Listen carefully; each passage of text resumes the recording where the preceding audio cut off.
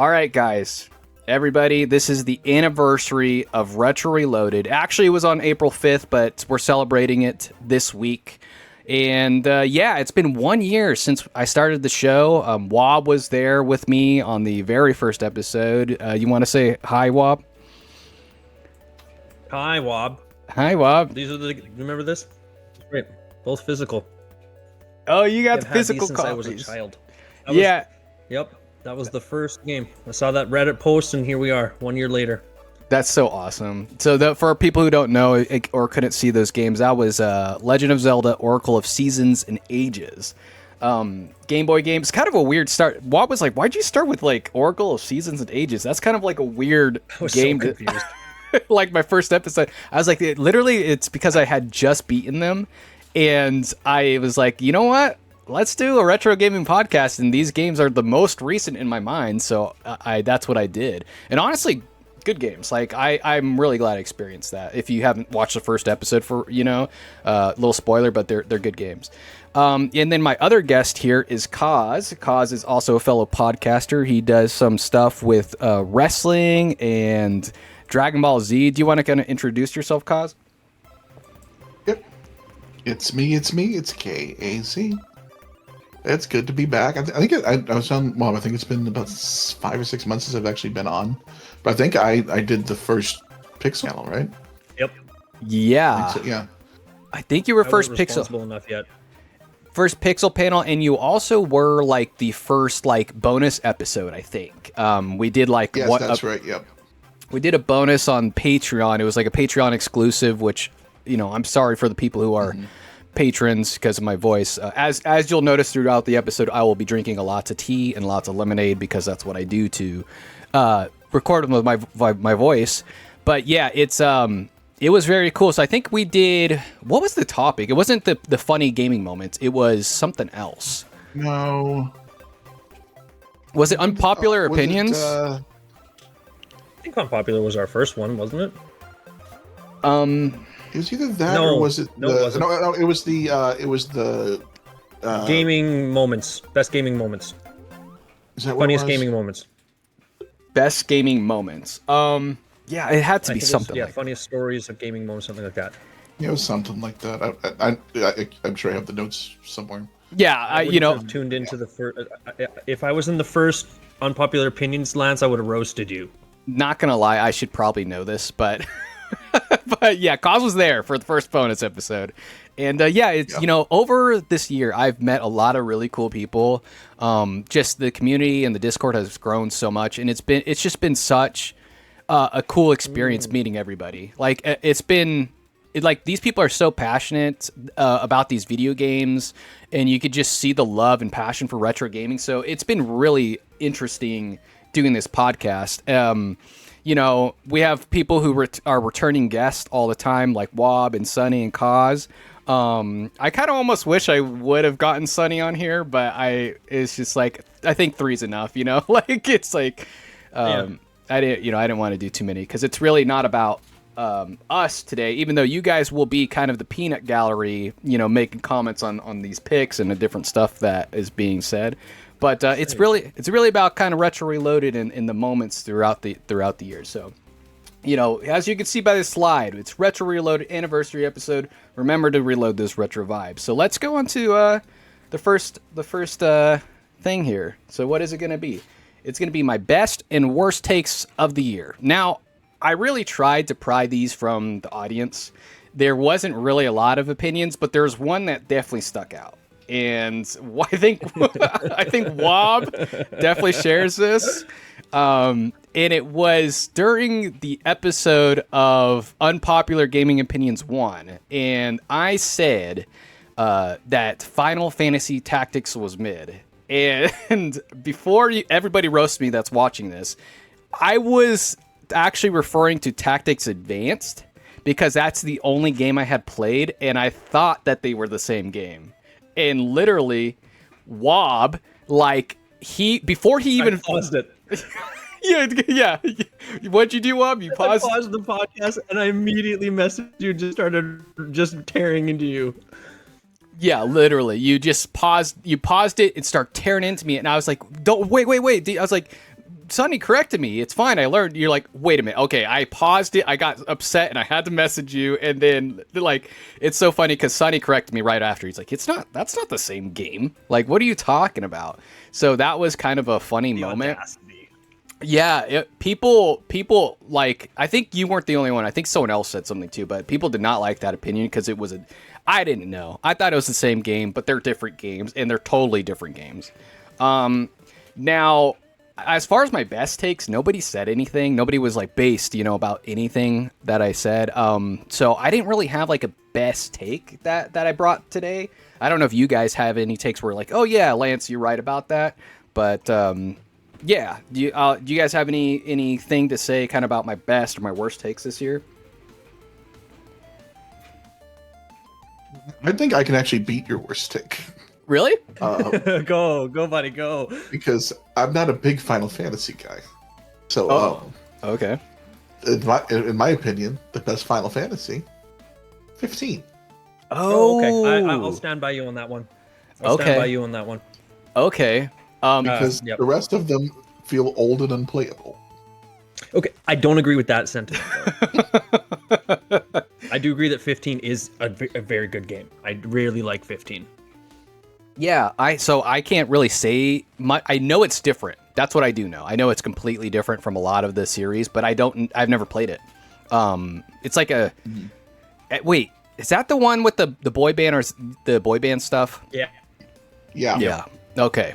And they're driving in a car and they're going around on the road. Mm-hmm. Yeah. Okay. I don't know. I mean, I've heard it's got like the longest boss fight in like gaming history or something, or like close to or something. Like it's got a super long boss fight. I could get into that, but yeah, okay. It's not the worst. Okay. All right. I know too much gaming trivia, so interesting. Do you know the longest boss fight in history? I mean, we maybe won't go too into it, but I'm just kind of curious. Okay, well, there's a couple that contend for that one. One of them, the most notorious, would be Absolute Virtue from Final Fantasy XI with the first iteration. It was essentially so difficult that people were trying to do it for so long that people would like collapse from exhaustion. So, like Square had to like dumb it down, but they accidentally made it like worse, and they didn't want to get sued, so they had to add a disclaimer saying, like, if you play too long, make sure to take frequent breaks. But that's just not how the boss worked. You couldn't take breaks or it would just full heal. Oh, man. Yeah, I heard about the FF11 boss and that it took a super long time. And I think at the time it was the longest boss in history. I don't know if it ever... Yes, it was. Yeah, and so... It might have been superseded by now. I don't know. Yeah, I played World of Warcraft, but... Oh, go ahead. Yeah, like if you told me one of those like Elden Ring games had some super long boss fight, it wouldn't shock me. Oh, but like that's rinse, wash, repeat. Like that would be rough. rough. Imagine an Elden Ring. Yeah, I would. Yeah, I mean, there's people that beat it with no weapons. I'm sure. Yeah, see, those are also games I don't play because I like having fun. Yeah, I went to therapy for anger management like 10 years ago, and I'm just by that time I was like, you know what? Maybe I won't rock this boat that bad. Yeah. Right. One of my favorite recent takes from you was you were talking about how your buddy would have like annual gaming things, and you're like, yeah, sometimes we play Mario Kart, other times with Smash Bros. Most recent one I think was Halo. Like, man, I sucked. I suck at Halo. I suck at Halo, dude. I'm bad. I think I'm about an average. Like, I don't think I'm worse than the average player, but I think I'm about an average like gaming player. And then the people who are good, they're just gonna kill you anytime they see you. You're dead. You know what I mean? So it's rough. Halo's fun though. Lance casually explaining a shooter. Yeah, I mean, that's the thing about shooters, right? You don't really like. You can't overcome it. It really, unless you get on the guy at the same time as a team. But you, as a 1v1, they just get you every time. Okay, yeah, great. I will say, to your credit, the one thing that I did really agree with, and I think we discussed it more recently, was that emulation is the best way for people to play retro games. As a collector, like a retro collector, I still find emulation to be much more accessible and better for everybody else to just get into. Yeah, and I honestly didn't get a lot when I did that recent episode. I didn't get a lot of support with that. Yeah. People were like, "It's for retro gaming enthusiasts." The saying that emulation might be the best way to play retro games is like a knife in the heart to them. It's like hearing nails on a chalkboard for these people, and I get it, dude. I get the passion for it because I love retro games myself. But it's really inconvenient to go out and buy a console and a CRTV and all this different stuff to kind of like have the original experience. If you can do it, cool, go do it. Like, congratulations. Not everybody can, you know? So I think emulation is a great way to do it. You can buy original or like repo controllers that simulate the experience, and you can do filters. I mean, it's not the same, I get it, but it's like, you can get a pretty close experience and you can upscale really easy. So like if you got a game like, Silent Hill or like even like some of the older, like mostly the PS1 games, right? Those are the ones that I think upscale the best. And not to mention the prices for like those old ones for especially Silent Hill 2. Oh my God. I just saw something the other day where somebody was trying to buy some of the old Silent Hill games, and I was shocked at how expensive they were. It's crazy. They're so expensive. So it's just wild. It's just really. Go ahead. The perfect example of this is if you like racers, if you love Mario Kart, in a lot of people's opinion, Double Dash is the best. I dare you to strongly consider buying a physical copy of Double Dash. $200 is way too much for a GameCube game. It might have come down a bit. I couldn't bother because I had one with like my buddy and I shared it. But when I saw that people were charging like $200, $250, I was completely astonished. But like Double Dash is so worth it.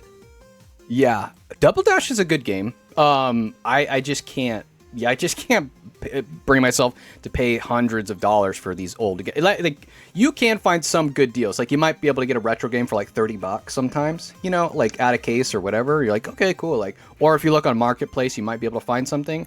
But some of these titles are expensive, hundreds of dollars to play.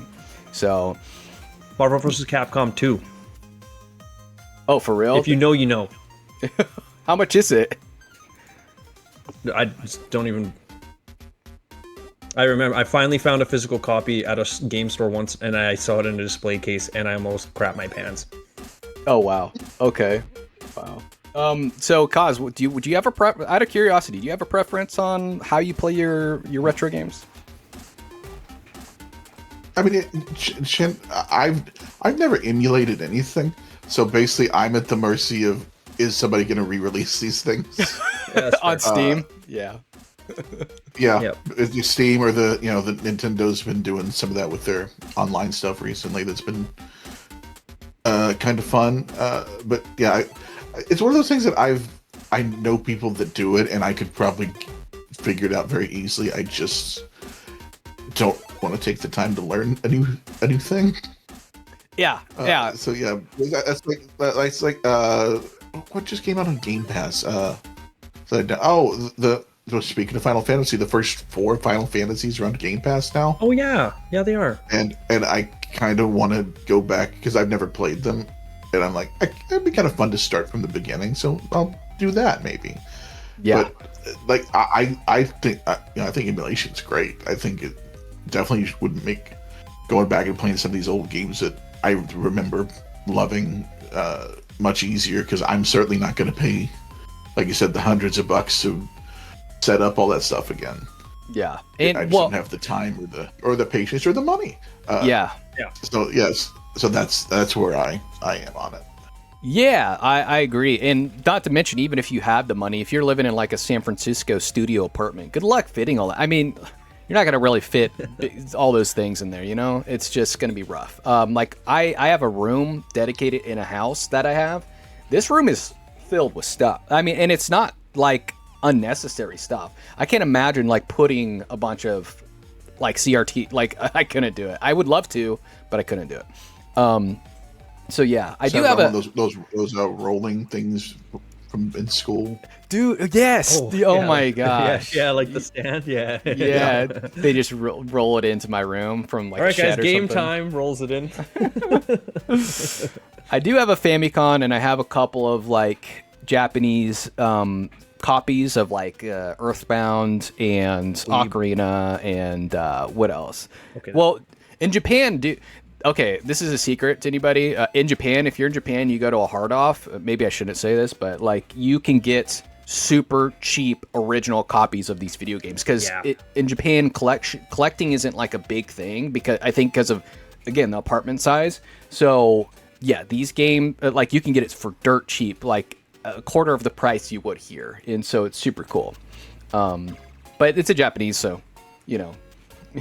You give and take a little. I would like it's my podcast about Japanese wrestling. So a number of people that I know that are wrestlers that when they go to Japan, that's one of the things that they do while they're there is collect the games so they can bring them back. Yeah, it's totally, and it's awesome. It's so awesome. It's like being a kid in a candy store. You walk in and you're like, oh my gosh, like I can just buy all this stuff, like it's all available. It's not hundreds of dollars in a retro gaming store in some mall, you know, in the city or whatever. But yeah, so let's move on to the game, unless you guys have any more best or worst takes. Let's move on to the gaming awards. So let me pull that up. I gotta figure out which button it is. There we go. Boom. Look at my PowerPoint. I'm so proud of this, man. The Game Awards. Okay. So the categories. We got the biggest surprises, which could be either bad or good. The most difficult. The most easy. The most nostalgic. Most recommended. Least recommended. Least fun and most fun. And the reason I kind of separated out the recommended and the fun is because just because I had fun with the game doesn't mean I think everybody would. So I kind of was like, yeah, what would be the most recommended, in my opinion. Okay. So the biggest, what is this? No, it's cut off. Anyways, I wrecked it. Anyways, the biggest surprises. Let's go back. I don't think there's a back button. I'm not going to press anything. So the biggest surprises.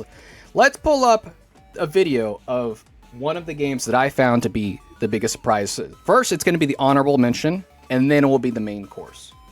So my honorable mention for biggest surprise, and hopefully, is Final Fantasy VII Dirge of Cerberus.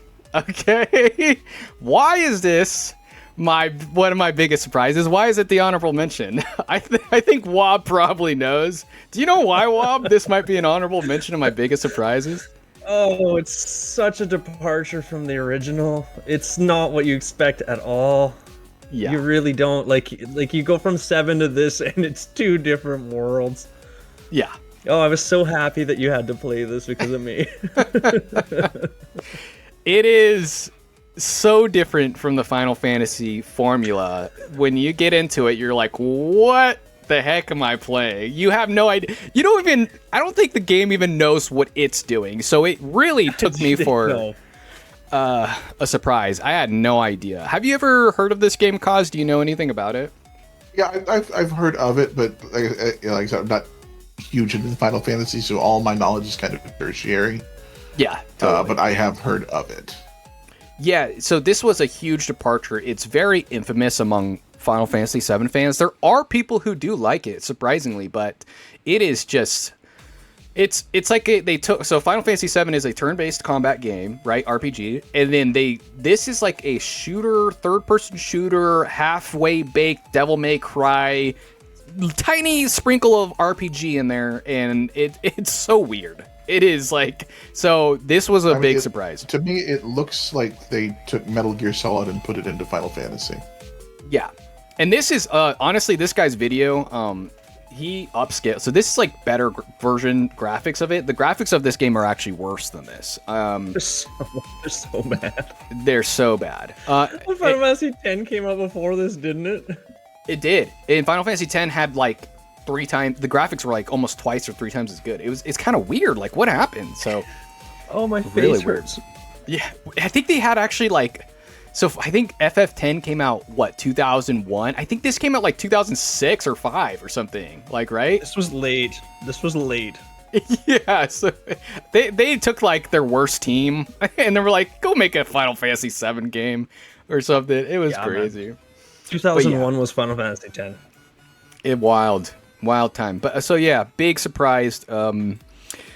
Yeah, very shocking. But it's kind of weird. So it didn't take the number 1 spot. You know, actually it could have, and maybe it should have. But this other game is actually what took the number 1 spot for me. And let's bring it up. I have to close this one because it will freeze. All right, and here is the number 1 spot. So as you know, it's a PS1 game because we have. I know exactly what that is. You know? I was in both these episodes, wasn't I? No, you weren't in this one. You weren't in this one.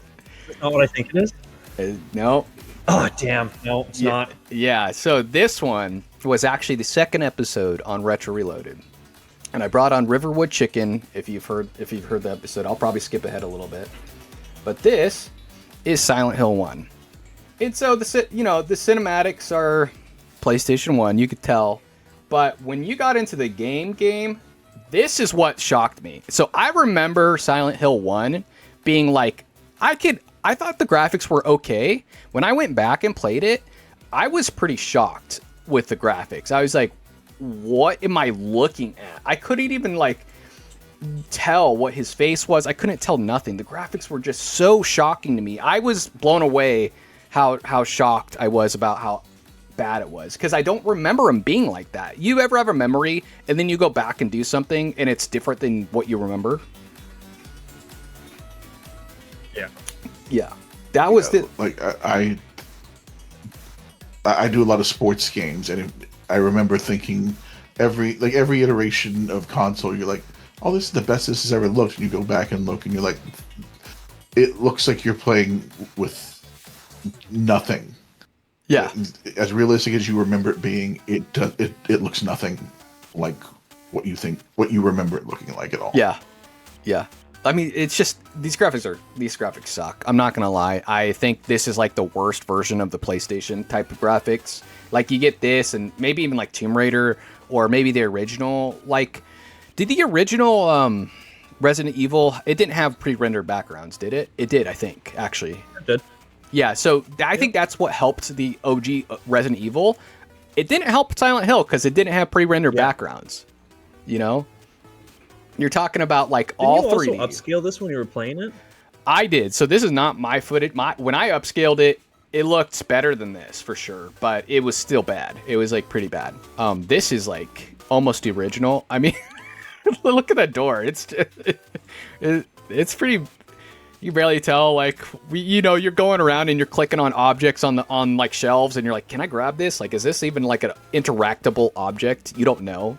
So you're just kind of like clicking around everything. Weird, but it was. I will say before people scream at me about this, it was a good game. I had a good time playing Silent Hill 1, but the graphics are horrible. It's like one of the. I always mention this. I feel like I've also heard some people. I feel like I've heard some people say that they have a nostalgia for the fogginess and how off it looks. Yeah, it looks horrible. I don't know if I complained that the fog was too close. Like, you see how close it is in this scene? I think the fog, if it was like another 15 feet or 20 feet ahead of you, that would have been fine. But you're like running like blindfolded, kind of. You're like, okay. I'm looking on the map and then like what's in front of me. And I know that's part of the reason they did it is I think it was because everything was a 3D object, so they couldn't render everything at the same time. So I bet if you took off that fog, like most of the object wouldn't be rendered in the background, I would assume. Or it would just really lag. Yeah. It was their load distance, basically. Yeah, it was the limits of the PlayStation. So totally limit of the PlayStation. But just worst graphics probably that I've played this year. Is there anything else that I played that's worse than this as far as graphics?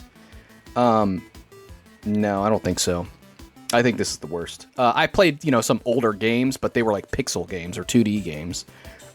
This has got to be worse. Yeah, I don't know. So yeah, big surprise. This is ugly early 3D. Yeah.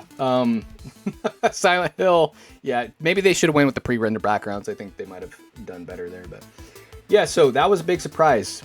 Okay, next category, most difficult. Now, this was kind of a toss-up between a couple of games.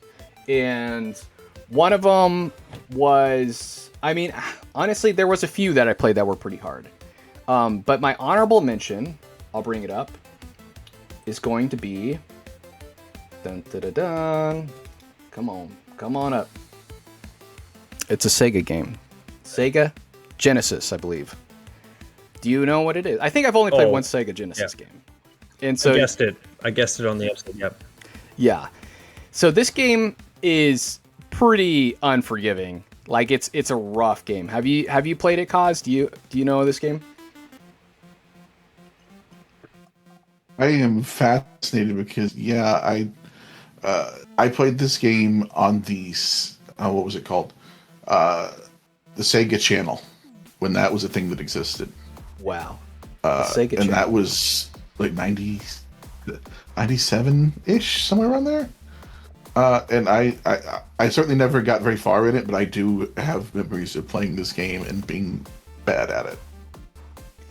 Yeah, well, everybody was bad at it. It was not an easy game. So this game, for people who've never played it, you go through these panels, and basically you'll go through a level which is like a page of the comic book, and when you die, you go usually not back to the page, the beginning of the page. You go back all the way to the beginning of the game 99% of the time. I think there's one feature in there that makes you go back to the beginning of the page, like sometimes, but I don't know what is the trigger for that. But it is incredibly difficult. So you're basically going through a gauntlet of pages up to, I think, like level 5 or something, and then hoping that you get through it. It's kind of like Battletoads, but Battletoads, you get a couple of lives. This one, you get the health bar, and I think it resets after every page, and you're basically trying to memorize the pages, because if you don't memorize the pages, you're not getting through it with just pure skill. You have to memorize what each page is, what's exactly on the page, what will kill you, what doesn't. And so it's a very unforgiving and difficult game. Like, have you beat it, Wob? Do you know? Have you ever, No. Yeah. Nope. Absolutely not. This is one of those games that I think benefit from emulation, like with save states. Like, I didn't save. The only thing I lied. I save stated it, but it was the beginning of the page, not like anytime it was convenient, so like I would save state it at the beginning of the level. And I thought that was fair. It's like, okay, I beat the last level, I don't want to beat the last level again, let me just like save here and then I'll beat this level. So yeah, very, very, very difficult. But wasn't my most difficult. My most difficult was something else, and it was submitted by Tetra Folly. So let's see. Yeah. So this was for the PS1, and that was Abe's Odyssey. Yeah. If you've never played this game, you're in for a roller coaster of hell, basically.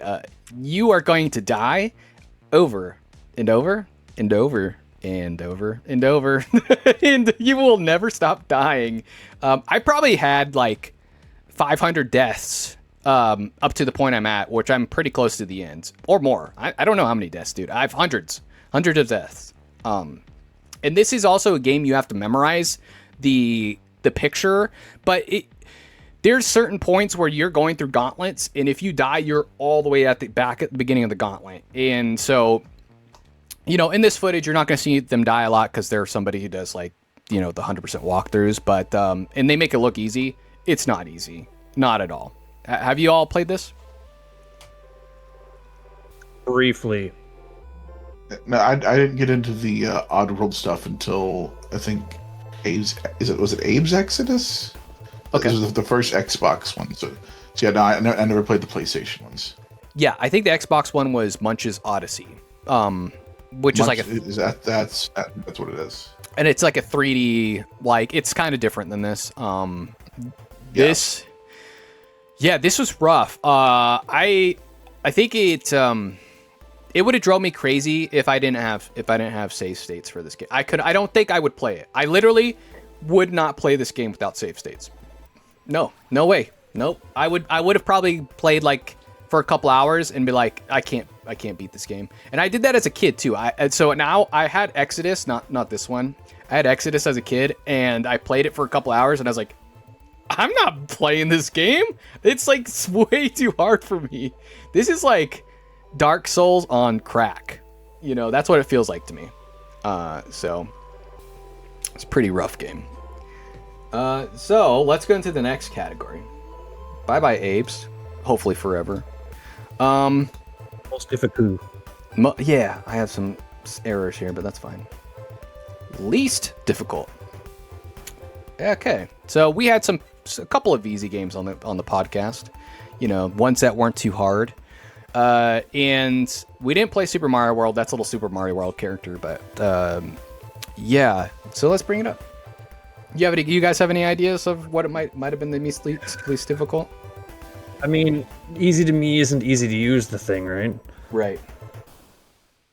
Like Ocarina of Time is like I can do that while I'm like half asleep, but I don't know how much you've played the game. Yeah. I think Ocarina of Time's a pretty fair assessment. Red and Blue. I don't find Red and Blue too difficult either, but I'm also play every single generation of Pokemon and have a living dex, so... Yeah. Yeah, Pokemon Red Blue is pretty easy, I would say, too. But those are not actually the games I picked. Both of those are easy. Okay. Honorable mention, which I have to relook at because I just brought it up, is going to be for the Sega Dreamcast. Wow, look at that logo. A lot of people didn't see that, did they? Because most people didn't own a Dreamcast. But it was by Sega, obviously. You only play one game on the Dreamcast? I only played one. That's exactly what I thought it was. Sonic Adventure. Sonic Adventure is the honorable mention. It is very, very easy to get into. It was a game that was kind of designed with kids in mind. The hardest part is like there's going to be a couple points where you might not know where kind of to go in the world map. But for the most part, mechanically, it's really easy. Maybe the last bosses are a little hard, but it was simple. I didn't really struggle hardly at all in this game. Have you all beaten it? Yeah, and it's funny because I think that was the last episode I listened to. Actually, I'm a little behind, but I very much agreed with the sentiment that the 3D games are better than the 2D games. Yeah, because I've never beaten a 2D Sonic. Yeah. Oh yeah, I think some of the 2D Sonics were kind of hard because they didn't have like saves. So you'd go back to the beginning of the game. You know, so you have to kind of go through each level again. So they had some difficulty to them for sure with the bosses, I would say. Yeah, this one is easy. You start at the beginning of a level or at the checkpoint, and you know, I think the hardest thing in this game was like maybe the robot fight, like at the end of the robot segment. Like you have to fight like the big Omega Alpha something robot. Alpha. Omega is in Sonic Heroes. Oh, okay, Alpha. And I'm then gonna correct you because Sunny will comment. it's like on the YouTube, actually. But yeah, no, it was easy. So super easy. Anybody could play this, but I don't want to like say that because it was easy, it wasn't fun. It's a fun game. It's like, you know, you're Sonic, you're going fast and you're going through loops and you're doing Sonic stuff. It's not fun when you're playing certain characters like Big the Cat, but overall it's a pretty fun. Thank you. Big the Cat sucked, man. I will always just rip on Big the Cat. I cannot stand playing as Big the Cat. I didn't love playing as Tails either because you're pretty much just doing what Sonic did for the most part. But just some flying. Yeah, and then Amy is kind of a weird thing too. I mean, it's like it's not bad, but you're running away from like a robot. It's kind of like the Resident Evil Nemesis thing where he's like coming out of nowhere. Nemesis, yeah. Yeah, and you're like, oh no, always being hunted. Mm-hmm. But yeah, it's easy, very easy, but fun game, good game. All right, next, most easiest though would be. I wish I had some sound effects. I do, but I don't have time for it. Okay. Is going to be for the Nintendo 64. And it's going to be Star Fox. I wonder what this game is. It only took me like, I think an hour to an hour and a half to get through each path or whatever. Or like this game did not take me long to beat. Maybe a total of 2-3 hours. And that's like full completion, you know? I think I failed on a level once or twice. The one I failed on the most was the final wolf fight. No, not yeah. Oh, true. Yeah. Wolf and wolf. So yeah, on the hard route, there's 2 last levels, and there's one where you fight the wolf team, and there's one where you fight Andros. Those I did fail on several times, but once you figure out the mechanic, it's like incredibly easy. Like once you figure out actually how to maneuver. So great game though. You know, it's very simple. You just kind of go around, you target the enemies like this. It's like auto lock. It hits the enemy. You shoot your lasers. I don't know. I beat it when I was a kid too. I didn't have struggle when I was a kid either. The hardest part is like maybe getting through the tunnels or something to get to the extra levels, but that was it. Yeah. Yeah, I remember this being like one of the first games that I felt like was fun and easy when I was a kid. Like this is probably the first one that I was like, oh, I could beat this without trying too hard. And I think that's why I loved that first one and have been disappointed in everything else ever since. Yeah, right. Yeah. Remember when because I had the game and then I went to like a neighbor kid's house and he showed me how to get to because I just played through it, right? I didn't know anything about any secret levels. And he showed me, Lance, this video footage is just, it's hurting me. Whoever recorded this is so bad. But they actually he died showed me right that there. you go through the rings on Corneria and you go to a secret hidden boss and then you go to a different route. And it blew my mind because like I had only seen the one way because I didn't explore it apparently as a kid. Yeah. But it was really cool seeing it. But this is very arcadey. Like I mean, it's Star Fox. But it's very sit down, like one sitting. Yeah, it's easy. It's yeah. Except for this guy, apparently. Yeah, I think it's the first game that made me like care about exploring levels and stuff as in a video game. Yeah, true and real. That is like because if you don't, then you don't get the extra the extra paths. You know, you only get the easy one. Mm-hmm. Yeah, the hardest part for me was spamming the button. Like you have to do like just over and over. My hand got tired, but that was about it. Like it wasn't difficult. It's just like if I had a turbo button, I feel like I'm watching a sports game right now. Watching this video. Yeah, it's a great game. Easy. All right, next topic. Ooh, do we finally get to go to most nostalgic. What do you think it was? I can't wait for the Mad Cuz Bad award. Oh, Mad Cuz Bad. Wasn't that the most difficult? Mad Cuz Bad award. I didn't do Mad Cuz Bad. Yeah, I guess. That would have been a better thing to call it. Was Mad Cuz Bad, not most difficult. Mad Cuz Bad award.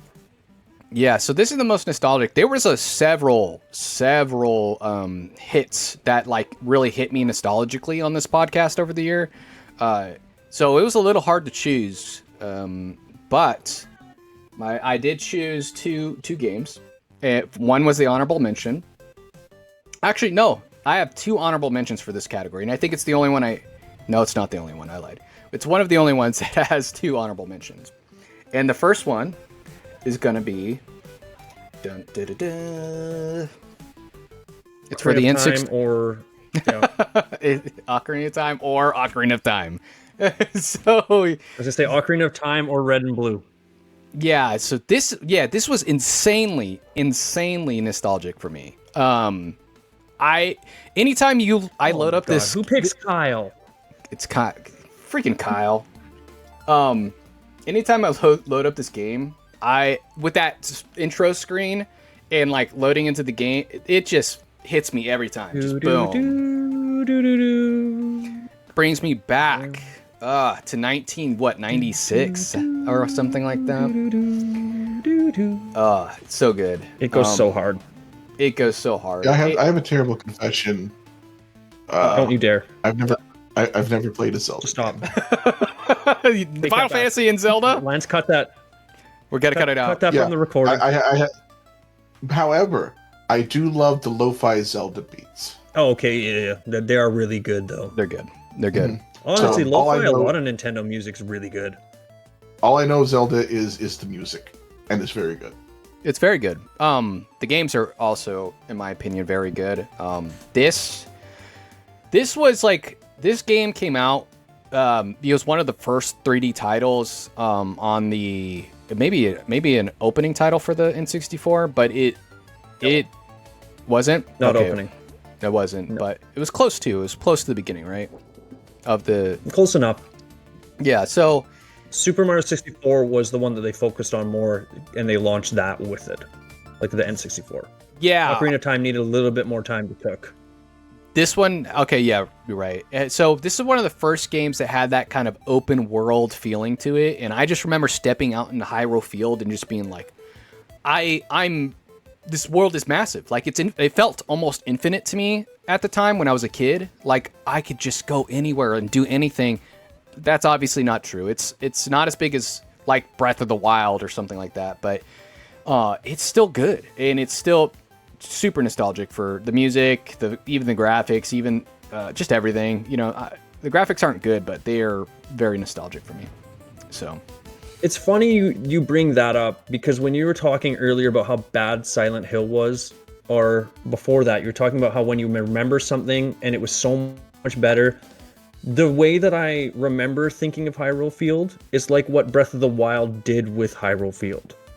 yeah, totally. Like, yeah, thinking about Ocarina of Time, I think that Hyrule Field is just this vast area with so much to do. But when you actually play it and you try to get like the collectibles, there's not a lot. yeah. It's fairly bare. Like it's impressive for its time, and it's still fun, but it's just it's fairly bare. And it's a game that's been figured out over and over and over by most people. Like they know the ins and outs. It's an old game, you know, but it's still just Speedruns for this go so hard. Yeah, people love this game. I mean, it is known. It was the top-rated Metacritic game for years and years and years. Did something pass it recently? I think there was a game that like actually passed this on Metacritic or something. I don't remember what it was, but I think you're right. It was like I think this was like a 9.8 or something on Metacritic, or I don't know. For me, it was 10 out of 10 back when it came out. It was just fantastic. So good.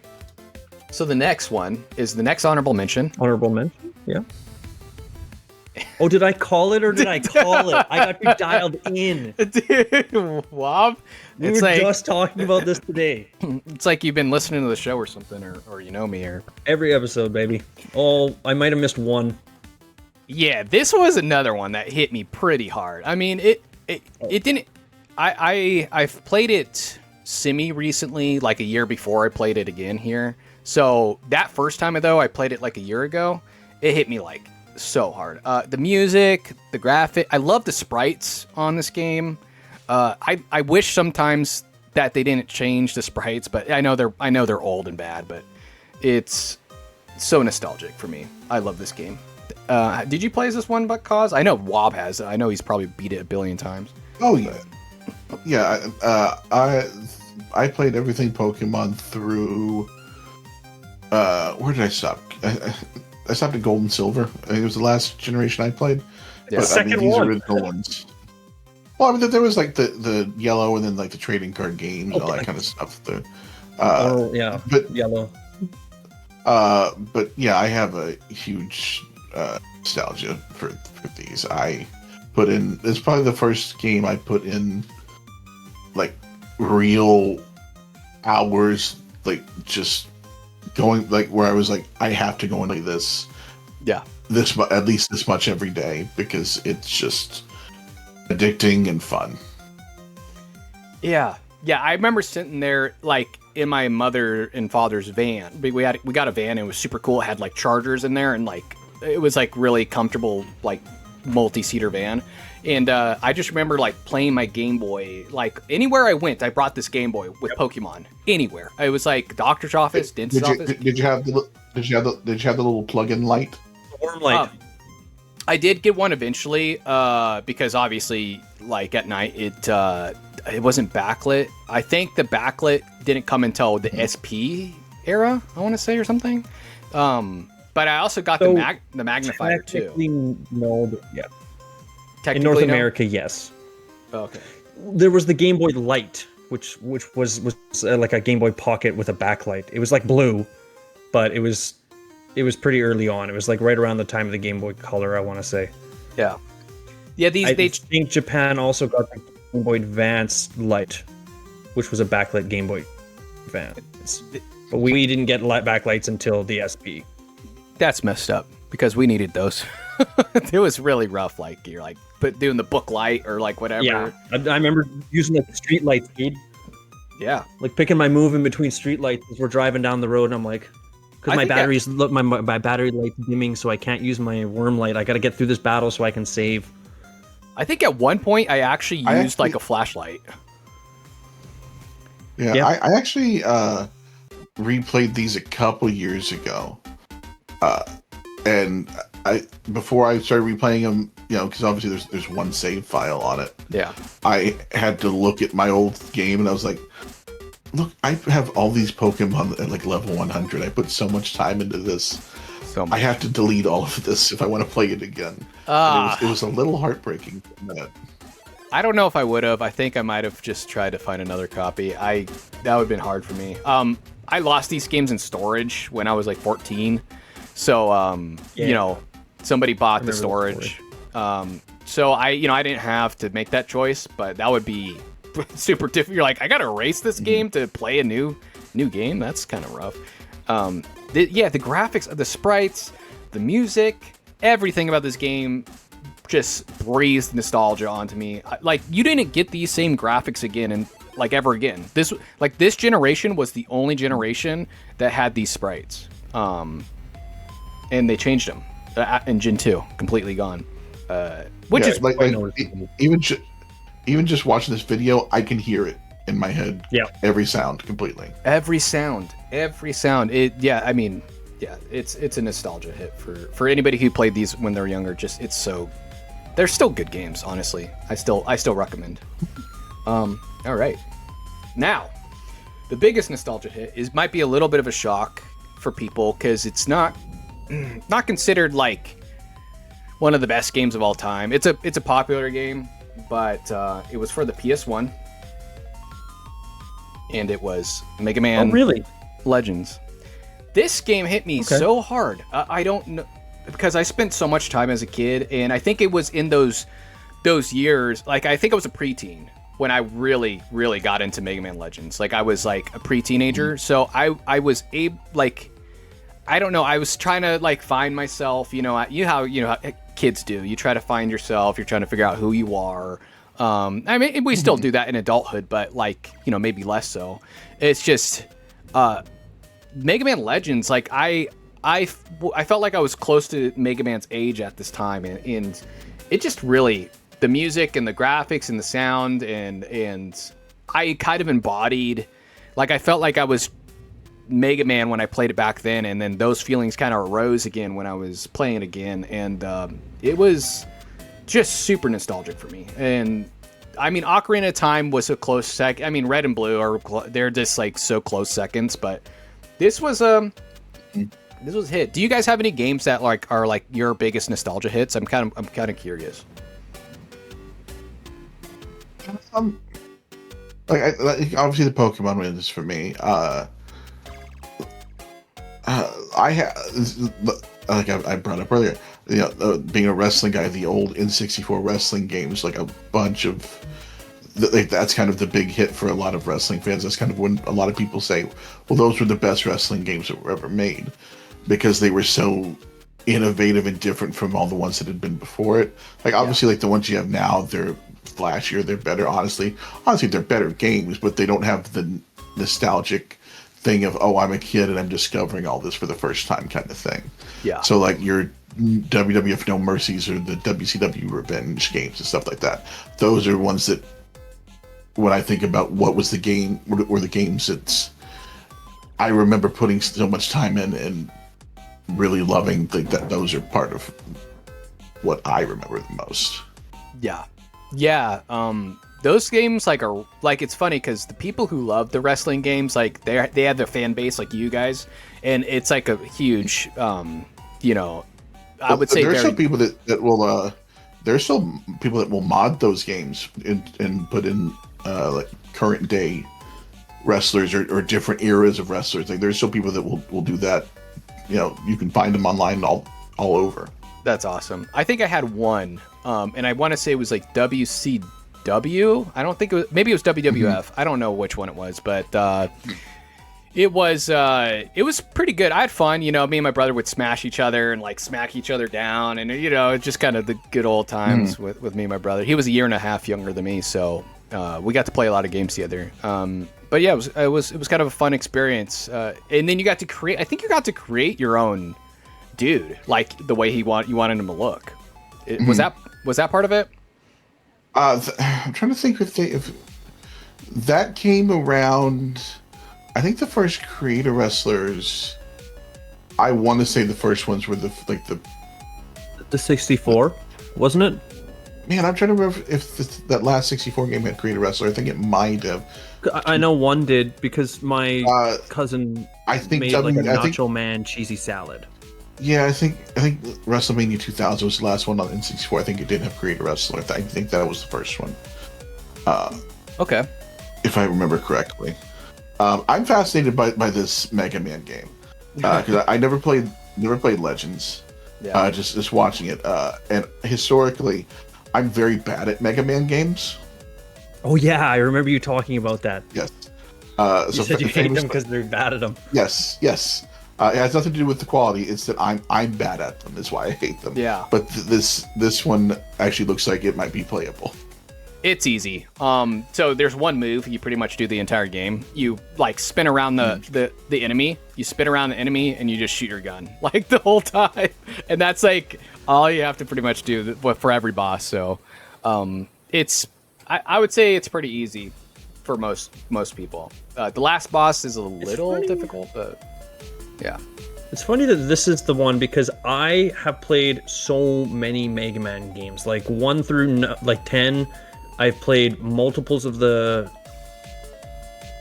Battle Network, even 0, X, 1 through 5, but I've never touched this one, not once. Yeah, it's kind of like Battle Network. It's pretty different. Everyone knows it's different. It's like an RPG, really, more than it is a. Yeah, there's evil decisions you can make at a couple points too, and you can change his armor color.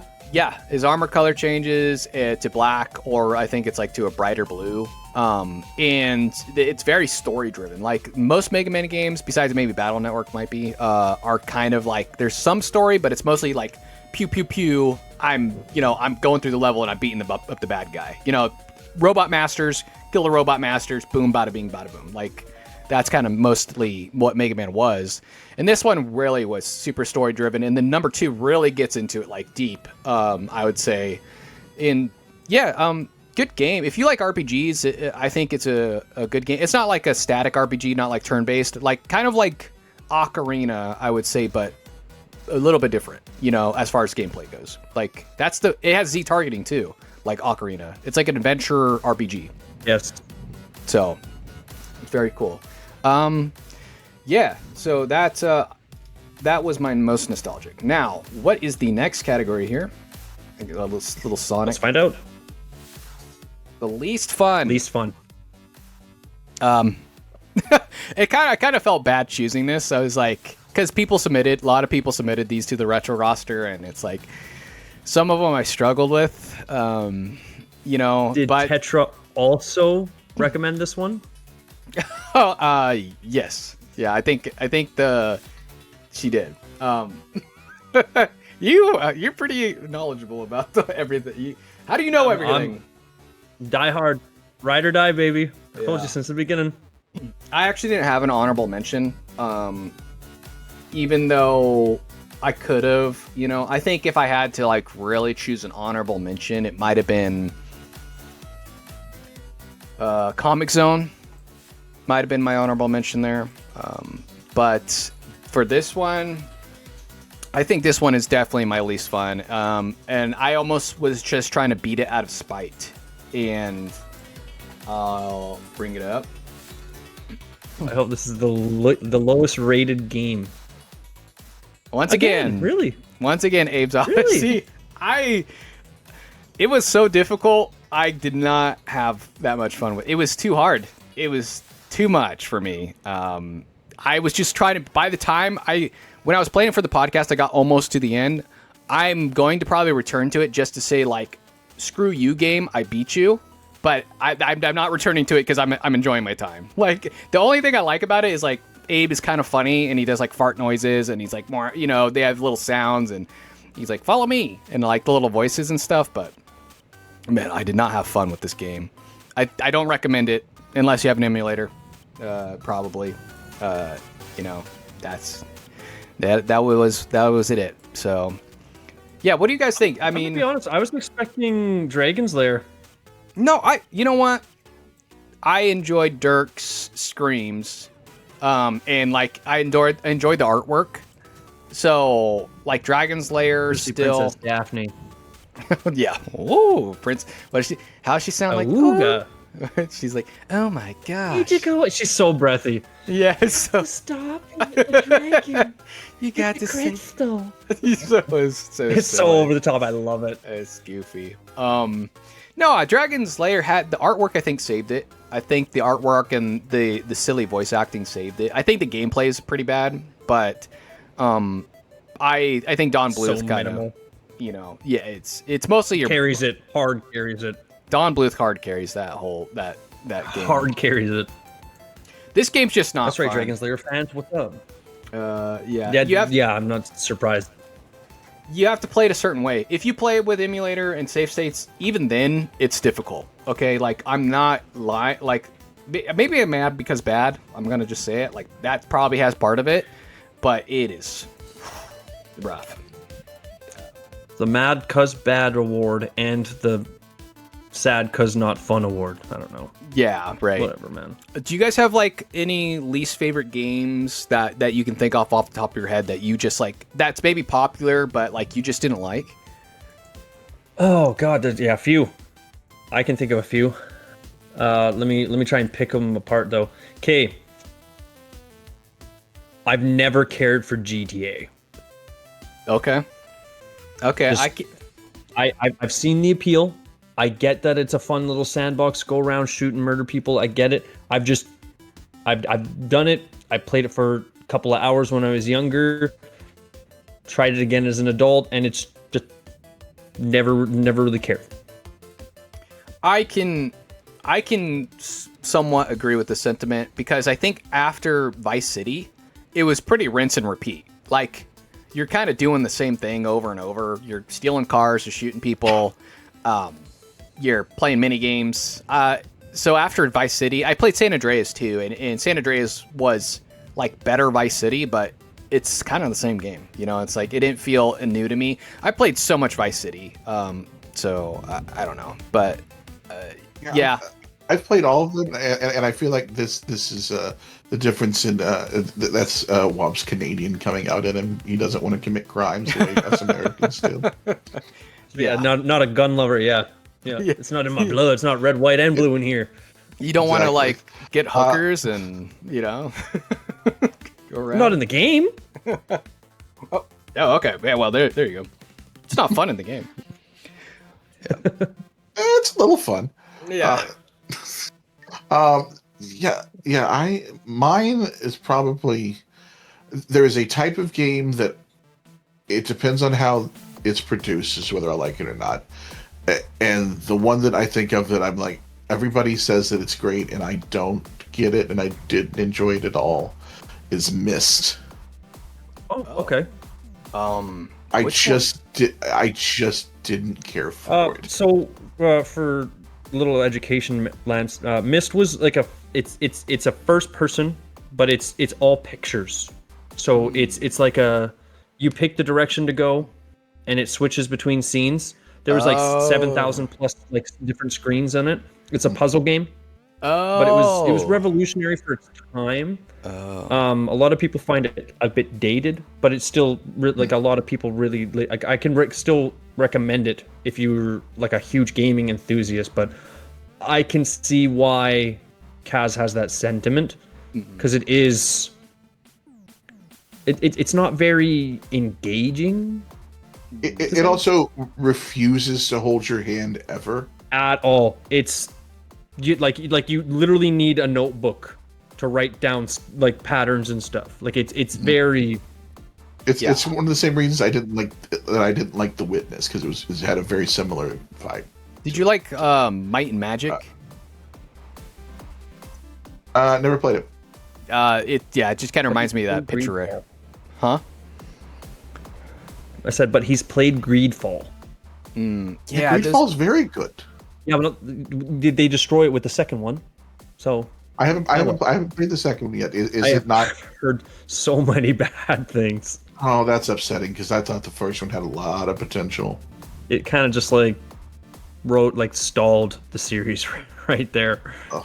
I feel like those picture games were really only good when like there was nothing else to play. You know, like it's like I'm on my Windows 95 computer or 98 or whatever, and it's like, you know, the only thing. That's why Myst was so popular.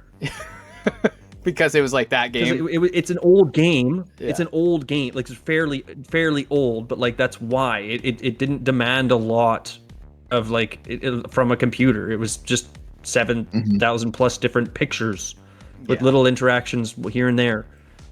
Yeah, if I'm going to play a Windows 95 game, it's going to be Lego Island. Oh, yeah. I miss ripping around that. Lego Island was sick. I would pay absurd money for a remake of that game. I played Carmen Sandiego like a lot in school and stuff, I think. And those were kind of fun but they weren't that hard, I would say, like compared to maybe Myst or something. They were fun because there was nothing else to play. You know, it's like I'm at school and I'm on a computer. Like, what can I play? Carmen Sandiego. All right, cool. Like, I guess that's what I'm playing. Hey, they just taught me geography. I can use this. Yeah, and there was also a typing game that was pretty fun. I don't know what it was called, but it like taught you how to type in your robot, and like you go make your way through the levels as a robot, and you get upgrades. Jumpstart typing. Like unlocked something in my brain. Was that what it's called? Jumpstart typing? Yeah, I kind of remember something like that. Yeah. I think I also remember the zoomies. Is that what they were? The little puffball things? Oh, yeah, the zoo. What the heck? I forgot about that game. That was a weird game. Yeah, I remember the zoomies too. Was that... It kind of reminded me of like Worms or something. What did you do with the zoomies? I think they were like typing-based mini games. I don't remember. That was... It's been like almost 30 years, so... Wow. Yeah. Did y'all have Oregon Trail where you just killed all of your friends? Yeah, I had Oregon Trail at home. I never beat it, I don't think. I think the part of the reason was because there was always a super big line in class. Like everybody wanted to play the game, so you had 20 kids like waiting to play Oregon Trail. So when I got my turn, you know, I would die, and then it was like I don't get to try again. It's like next kid's turn. So once I beat it once, and I had one single survivor. Nice. Yeah, nice. I know I beat it at least once, but it took wasn't a lot more than that. Yeah. If the Oregon Trail is that dangerous, like, oh, go ahead. It was that dangerous is the thing, but least fun. Now I was just listening. I was just catching up a couple days ago. This is controversial. I wanted to save this for the next controversial opinions one. But speaking of least fun, you were talking about a game that you thought was really not fun in the most recent unpopular opinions. I like Final Fantasy 13 more than I like 12. Okay. You know what? I think that's a fair take. Honestly, I didn't play 13. I did not like 12 as much either. I watched people play 13, and it's more keen to the original Final Fantasy. What do you call it? Like Serum. 12 was like, yeah. I see what you're saying. 12 so is boring. I just couldn't. I couldn't. It would no. I tried the same as you. I put in like maybe 20 hours though, and I was like, nah. Yeah. The point of a Final Fantasy game, it's that's supposed to be story driven, right? Like that's kind of the part of And just like pull you in. right. Yeah, you're supposed to get sucked in the story, and the story was so bad. Like it was like the world building was cool. I'll say like what's that place called? It's not Alabasta. That's One Piece. It's called something. But the world building is cool. It's West Virginia. In Final Fantasy 12, you're in West Virginia as Vaughn, and you're fighting a kingdom of West Virginians. No, but like I want to play that game. I want to play that game more. Probably, yeah, it'd be more interesting. It's boring. Final Fantasy 13 seems story driven. They had even 2 parts to it. Like it seemed like it had story to it, and the graphics were cool. Like the graphics were pretty good. It seemed like. So. Yeah. Now I can't help but think of a Final Fantasy game in the Appalachians. That'd be fun. Yeah. Right. Take me home. This Final Fantasy game's about a Costco employee who just had enough, and he's ready to he's ready to go on an adventure. Chaos. That's funny, but yeah, no, I'm glad that you agree with me because I know some people really love that game. I don't know why. Now, most fun. This was also really difficult because I had a lot of fun with a lot of games. That's why I have 2 honorable mentions here. The first one's going to be... I'm going to show one that I haven't shown yet. Is going to be... Also, Abe's Odyssey. It's the least fun and the most fun. This one is going to be for the PS2. And it's going to be Shadow of the Colossus. This game is simple, but it's like simple fun. It's so beautiful. It's gorgeous. It's majestic. It's hard epic. to describe what it does to you. Yeah, it's... The character doesn't even speak. Like, it's one of those silent protagonist things, and they tell the story so well in such a fascinating way. In the climbing and solving the puzzle of the Colossi is so good. It's like such a fun game. I'm glad they re-released it. It leaves a mark on you. It's and the more you look into it too, the more you like question why. Yeah. Well, that's part of it too. It's like you have this moral dilemma of like you are trying to save this girl, and you're killing what seems to be like important, majestic creatures that are there for a reason. You don't really know why, but they're living their best life out there, and you're going and murdering them. And it honestly, they haunt you afterwards too. They're like sitting there haunting you, and it's like you kind of feel the consequences of your actions. And I won't go into spoilers, but that's kind of like the game. And it's so good. These are PS2 graphics, by the way. I don't know if these are upscaled or not, but these are PS2 graphics right here.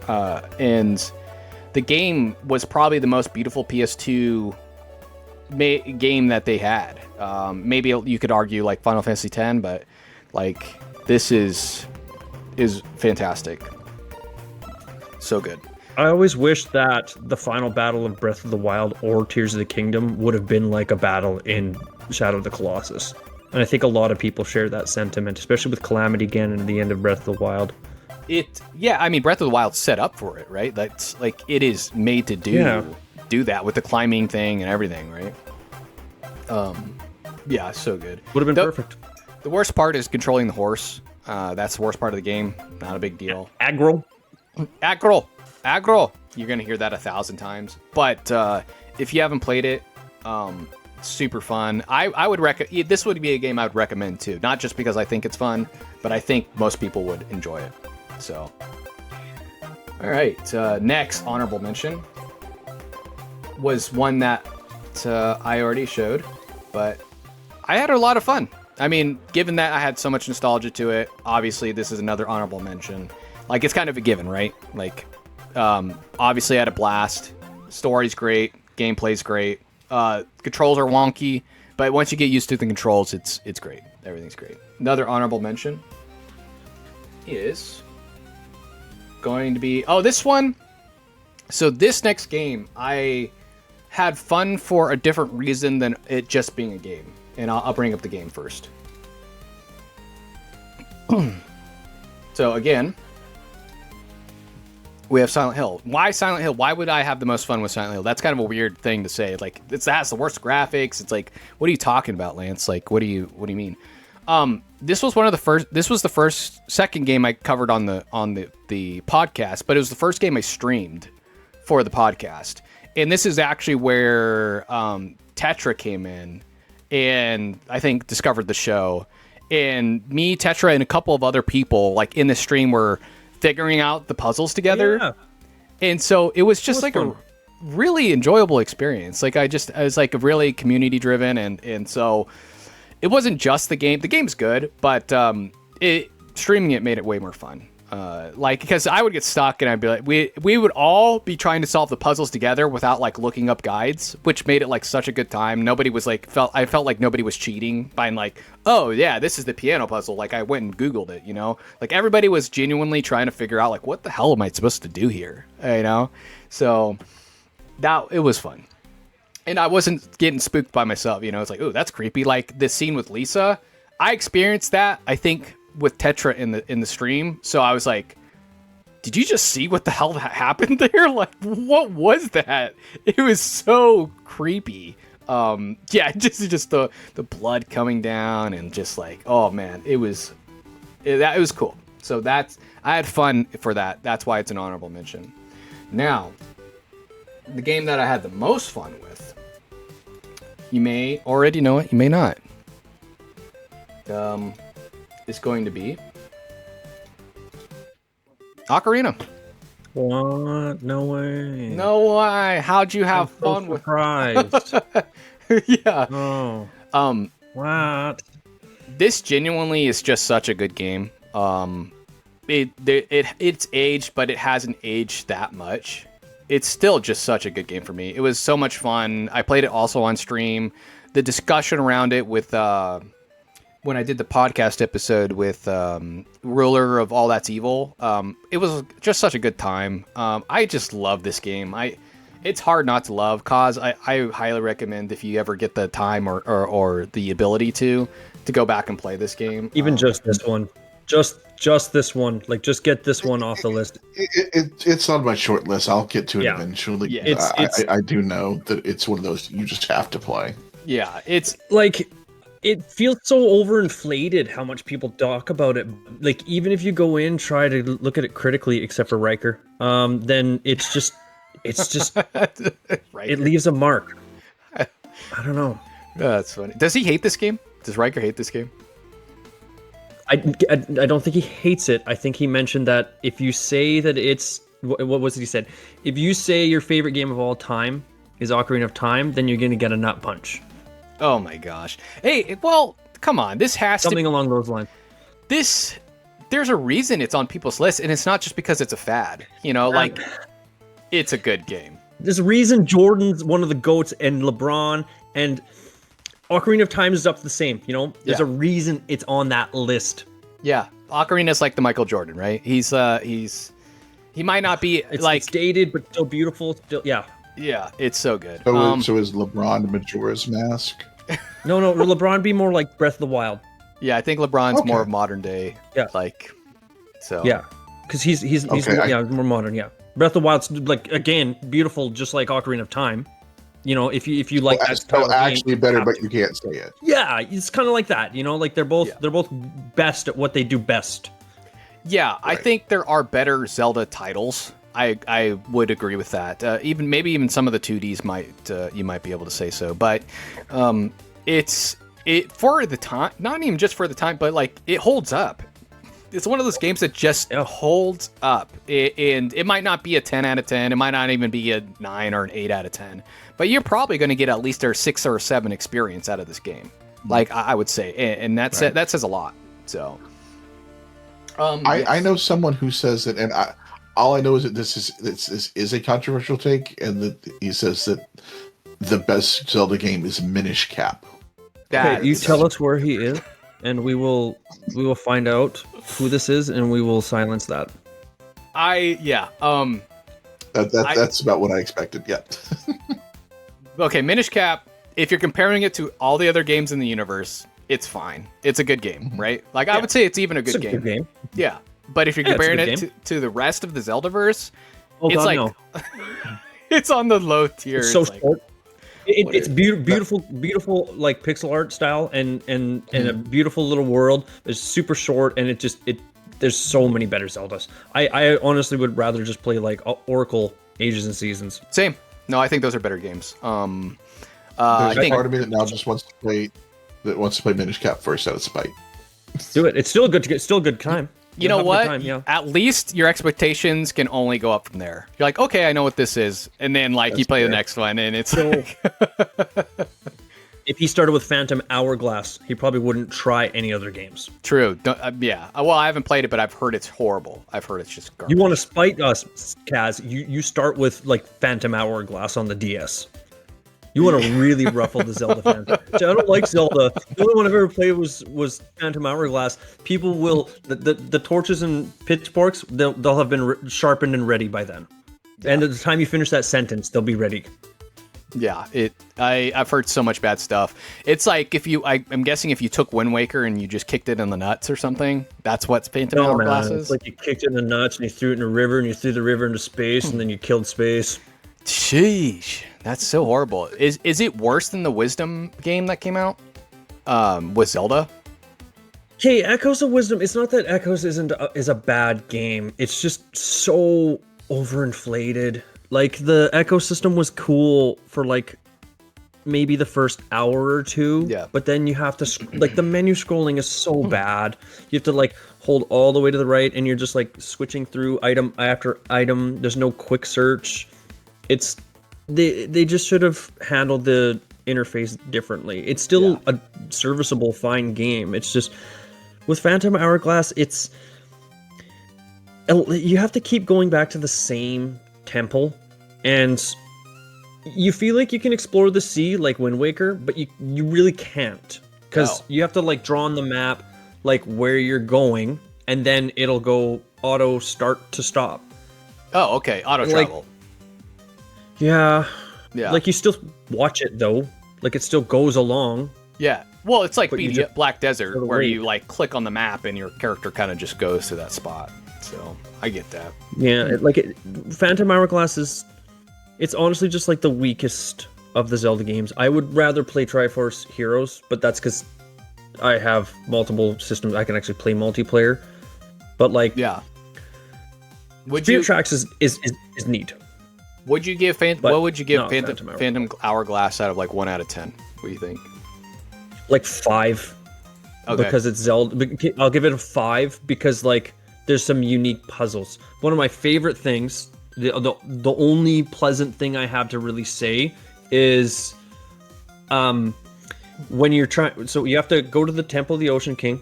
You have to get the mark from the map onto your map, but the map is mirrored to yours. So I'm sitting there as a kid and I don't know how to, like, I'm like touching the screen, pressing buttons, nothing's going on, and then I realize that it's flipped. So you close your DS Okay. and you open it back up, and the symbol is on your map now. Okay. That's such a weird mechanic. I don't know. Like, how are you There's supposed no hint whatsoever. It I was says gonna- like press your map against the wall, and I'm like, what? I'm like, how are you supposed to figure that out though? Like, you're like, what? That's oh my gosh. That would drive me nuts. Just sitting there, no idea. That would drive me nuts. Just randomly, just like slowly close my DS, and I was like, oh, that's how. It's neat. It's like a tech demo, but it no. There are games that do that, and you're like, they need to tell you how to do it, but they don't. They don't give you any hints. They don't tell you anything about like how to actually play the game. You know, so The video restarted. yeah, it's a there we go. But yeah, no, So the I VLC symbol. yeah, the VLC. Wow. But yeah, this was my most fun pick. I think it was just such a blast. I mean, not only nostalgic, good game. There's a reason it was the highest on Metacritic for many years. Now, I do kind of worry about overhyping it for new people, some like Kaz and stuff, because people's expectations going to it might be like, this is going to be the best game? It's an older game. You know, you have to take that in mind. Like, it's not a new game, but it's still great. So yeah, I think what else did I do? Most fun, least fun. Oh yeah. Okay. Yeah, that was, I think. Oh, that's funny. I had some more least fun honorable mentions. One of them was Dirge of Cerberus. Just throwing that out there for the least fun. Oh, what a surprise! He was so boring. I've played worse games, but over the year, Dirge of Cerberus was just. It was. Yeah, I could go on about that. You really need to push yourself through it. Yeah. Like, as a Final Fantasy fan, you really got to keep pushing yourself. Yeah, totally. You have to do it for the story. That's kind of what you're there for. And it's just boring. You're kind of just auto shooting. Like, you're shooting the characters. It's just, I don't know. It locks on automatically, and then you get to barely transform. It's horrible. Now we're getting to the part that everybody's been waiting for, the Resident Evil 4 remake giveaway. I think we had like 11 people enter it. When I look at I don't want to bring it up because it's gonna get rid of you guys if I do, but like 11 or 12 people enter on Discord, and so let me pull that up. We're gone. Oh no, let me pull you guys back. That's okay. Kaz and I are still here. There we go. Okay, let me see if we can do that. Oh, good job. Boom, boom, boom, boom. Now it's all weird, but at least we can't see who's gonna win if I do that. 1 second. Bring that. There we go. Just make Kaz and I small. Now there we you can go. see. So It's gonna be real awkward if I win. it's gonna be real awkward, and everyone's gonna think it's what do you call it?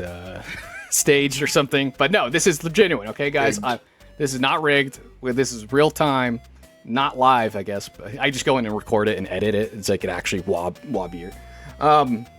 But no, it's this is genuine. So yeah, this is Resident Evil 4 remake. I haven't played it myself. I'm really excited to actually try this game because I bought it for myself as well. Yep. I heard it's good. I played the number 4 like a lot, the original. I think it was a great game. So really excited. So here we go. Let's see what we got. It's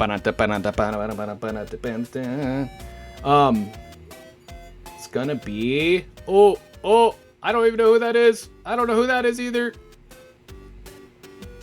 Jaco. Okay, Jaco. So Jaco, I'm gonna be messaging you after this podcast episode. I'm gonna say congratulations to you. We'll send you a DM, and then we'll have an announcement in the Discord saying congratulations. But yeah, no, this was a good time. Thank you guys for coming on on this episode. It's the anniversary of Retro Reloaded. Super cool that we've been doing this for a year. I didn't know if this show was going to continue on for a year, or maybe it was going to be one of those hobbies I do and then I stop. But I just love doing this. It's like such a good time for me, revisiting these old games and doing like getting a bunch of nostalgia and dealing with people who love these games as well. So I got a couple questions for the audience and for maybe even for you guys. What was your favorite Retro Reloaded moment this year? Lightning. I got lightning out there. My favorite Retro Reloaded moment this year. When I said my Final most Fantasy recent Tactics. favorite one. Yeah. My most recent favorite one was when Sunny said, "So Dan, do you want to just like take team beat them up, or do you want to go one after another?" Yeah, that's so funny, man. I love Sunny says some off the wall crap sometimes that just makes me laugh because it's coming from him. Like, he just has a demeanor to him, So and wholesome. Yeah. When he says stuff like that, I'm just like, bro, it's so funny. Like, I think we were talking about Mo one time in the Discord, and I said, "Oh, Sunny's a furry, Mo's a furry." like whatever. And Mo's like, what do you mean? You're mistaken. I'm not a furry or something in the Discord. And Sunny said something like, oh, you have the avatar, you do this, you do that, and this, or what, I can't remember all the things. And he's like, oh, but I'm still not a furry, or whatever. I was like, bro, he's roasting him. Like, so good. I was just... Oh, my favorite time from recording in Retro Reloaded was actually the Cozy Games one. Because it escalated so badly. It was like Sunny not being able to romance somebody in Harvest Moon with the blue feather, to roller coaster tycoon murder sprees, to Sunny's villain furry, to like The Sims cannibalism or something. Yeah, it just got completely off the friggin' rails, and that was probably the most fun that I had. And even listening to it, still I laughed. Didn't he trap everybody in the park or something like that, and like was getting them all killed or something? Like in roller coaster. Every person but me in that episode was talking about their like sadistic murder methods for Roller Coaster Tycoon. Even The Sims too. Oh my goodness. I sent Sunny this meme. I sent the meme in the Discord where it was like, when you make your sim electrocute himself 73 times, but he dies with the last one electrocute himself 75 times, and it's like the Skinner's meme. He's like, pathetic.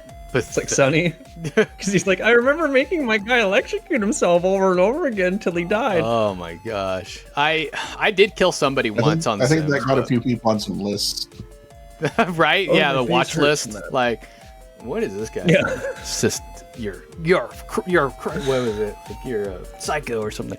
But yeah, I locked somebody in the room once because, kind of a funny story. I had a stepsister.